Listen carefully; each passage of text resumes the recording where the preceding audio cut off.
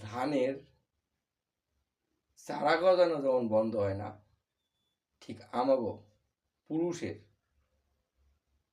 চুল আর দাড়ি গজানো বন্ধ নাই।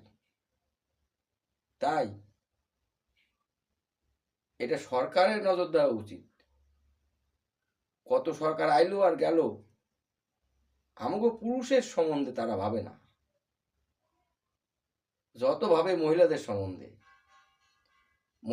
মহিলাদের কত ধরনের ভাতা আছে, আর আমাদের ভাতা কোথায়? ওই একটা বৃদ্ধ ভাতা দিয়ে রাখছে, আর কোথায় ভাতা? তাই বলছি যদি চুল দাড়ি করার ভাতা ব্যবস্থা না করে, একটা ভোটও দেব না, একটা ভোট আমি দেব না। চুল দাড়ি কাটার জন্য যে টাকা দরকার, অতএব চুল দাড়ির জন্য যদি ভাতার ব্যবস্থা করে, তবেই আমি ভোট দেব।